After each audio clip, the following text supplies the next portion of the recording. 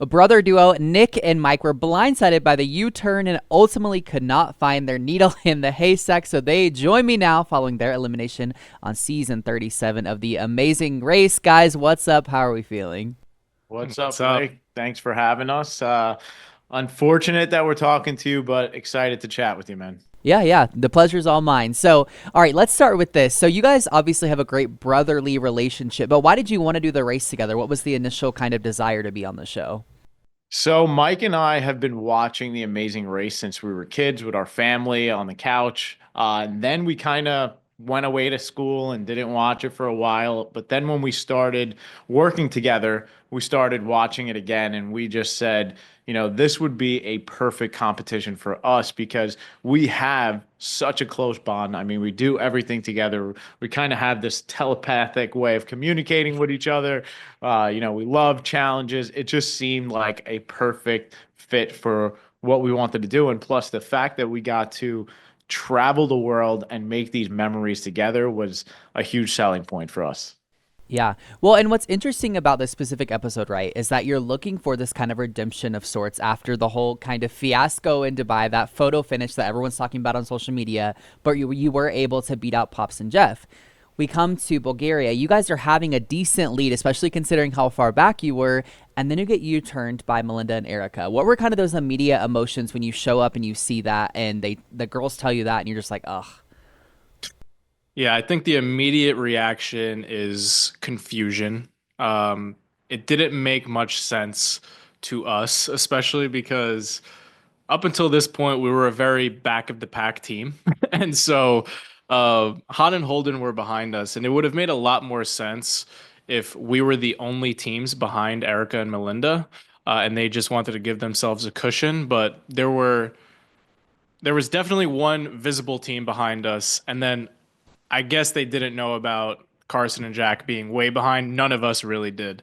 So that would have made it a little less confusing. But as we watched the episode last night and we got to see that they really did believe that me and Nick were the only teams behind them, we're super glad that we didn't jump to any conclusions. I don't think they had any bad intentions with their decision to U-turn us. I think it was purely strategic, and we had to do a very similar thing to Han and Holden, who were our friends. We U-turned them out of pure strategy because we thought they were the last one. So it was very funny how the waterfall just kept Yeah, it was coming down. But it seemed like it was a survival mechanism. yeah, but we have nothing but love for them.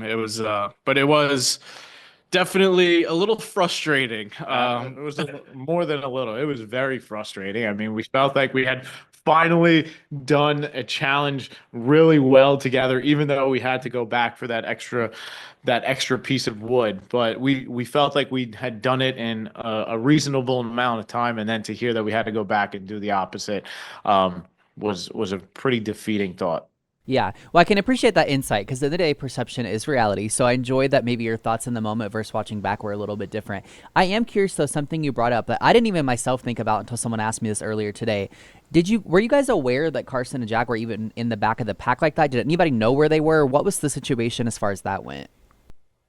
Yeah, nobody knew that they were in the back of the pack. At least no one that we were at that detour with. I Mhm. think some of the earlier teams probably knew that because they hadn't seen them while navigating there. And they knew that Carson and Jack hadn't shown up yet. But obviously, Carson and Jack were such a strong team. So the idea that they were way behind didn't even cross our mind. It wasn't even an option in our minds because we figured if they're anywhere, they're way ahead. They must have gotten here and left a long time ago. That was what we all thought. Yeah, But so we were wrong. So, okay, I'm curious too. Obviously, I know that the haystack moment was a low moment for you guys. It was super defeating, but I am curious, kind of like what were your thoughts in the moment? And also looking back now, do you feel like there's anything you could have done differently, maybe to kind of save some time or find it a little quicker? Or maybe what was your perception then? What's your perception now in that specific situation? Oh yeah, I take full responsibility for the reason we went out on that hate challenge. I mean, I was just I took a horrible approach to a challenge which is an attention to detail challenge which you really need to have a calm mind for, and I just had a frustrated and a flustered mind, and that caused me to really rush, and I overheard from Melinda and Erika that they found their bracelet at the bottom of the pile, and for some reason in my like flustered mind, I was just like I had my head set that it was at the bottom of this pile, and I just needed to move as much hay as I possibly could to get to the bottom of the pile to find this, and I was just really mistaken by operating that way. So if I could go back, I would operate with a lot more calmness. And especially because we just thought it was us versus Han and Holden. Like we had no, like we said, we had no idea there was another team. So I think I would have, of course, slowed down if I knew that I had another team behind us that we had that cushion. But unfortunately, we didn't. And yeah, if I can go back, I would slow down a little bit. Well, it's interesting you bring up your tactic too, because of all the couple or all the duos that did the haystack, everyone kind of did have a different approach. And like Alyssa and Josiah, who were in first the whole time, theirs was at the bottom also, and they just like pulled out the big piles and then we're good to go. So you really don't know. Like I feel like it's a little bit based Yeah. off luck, maybe mixed with Yeah. strategy. I don't know how that works, but there you are. Yeah. So. Like I said, you guys really had a great lead throughout the season, and then it was like I feel like Dubai is kind of where things fell apart for you. So, is there a specific instance or challenge you had throughout the season that you feel like maybe is kind of where things started to go wrong for you, or do you think you can pinpoint it like that? You know what's really funny? You have a different mindset when you're playing in the back of the pack than you do when things are going smoothly and you're playing from the front. I think you start to operate from a place of fear and survival when you're in the back, and it causes you to make decisions and to and act in a way that is not clear-headed and is very rushed.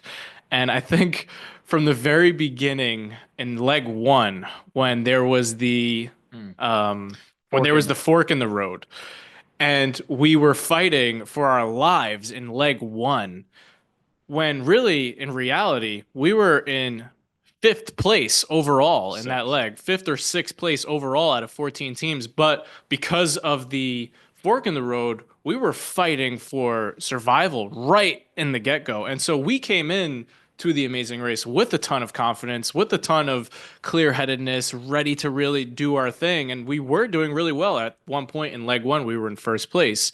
And then when we didn't get that first dance challenge, we started to get that panic set in. And I don't think we were able to shake off that panic from leg one literally all the way until leg seven. It was like we were fighting for our lives. It created this feeling of survival right from the get and really threw a wrench in our game plan and our mindset throughout. Because in reality, if you zoom out, we finished in sixth place, right, out of 14, which is not terrible. You're like, it's actually a really good place to be because you're not showing that you're like the top of the pack, you're not the back of the pack, you're doing pretty well. But the way that we felt coming out of leg one was we were seconds away from being eliminated. Yeah. So it really messed with our mindset, and I don't think we were able to fully shake that fear off. And it carried over, I think, into every leg. And we would try to reset every leg, and I think we successfully did. And we would start every leg really strong, and then towards the back end of the leg would really start going back into that fear mentality of, oh my God, it can all be over, and started rushing things. Yep. Yeah. Playing anything with a survival mindset is very like anxiety ridden, so I can see how the pressure would be on from start to finish in a lot of ways. So this season, you know, thus far anyway, has been full of special locations and a lot of really unique kind of exhilarating challenges. Is there something that really stands out to you guys about your time on the show that was maybe your favorite piece of doing it? Yeah, for sure. It was that day in Dubai. I mean, we slept in the middle of a desert. We rode camels. We jumped out of planes. We surfed in the water. It was truly just the experience of a lifetime. And we did that all before like 11 a.m. And I was just like, oh my goodness, I've done more in a half a day than most people do in a lifetime. And to have that experience and have it together, like we said, is really just something so special. Yeah, well, Dubai looked really cool. I will say, I think that was one of the like most well put together legs we've seen this season, or even really in recent seasons in general. So, you know, something I ask teams from time to time is there anything that happened maybe to you all or someone else that you were closest on the race that we didn't get to see make it to air, but that was like maybe an exciting story or something shocking that the viewers would maybe like to know? Yeah, I think it was shown on the race, but I don't know how much of it was really shown. But I did 3 legs of the race with a piece of rice lodged into my eyeball. So that was a piece of adversity that I don't know was really explained or shown enough. But if you look at that episode in Dubai, my eye was extremely swollen still. So that happened in the rice fields of Bali. Then I did the whole next leg, uh, and the beaches of Bali, and then the whole episode in Dubai and the whole leg in Dubai. So, it was a lot of adversity that was faced, and Mike, what do you have to say about that adversity? How do you think I handled it? I was very, very proud of him because he did not complain a single time for those 3 legs. Literally, not one complaint came out of his mouth. And he legitimately had a piece of rice lodged into his eyeball, and eventually they had to figure out how to get it out. But it's like having a pebble in your shoe, more like a boulder in your shoe for three legs of the Amazing Race, and to not be able to complain about that and just keep fighting. It just felt like our whole race adversity and dealing with adversity was like the theme for some reason. It's like from the very get. There was always one piece of adversity in each leg that just like would knock us back to the back, and it just felt like this constant fight.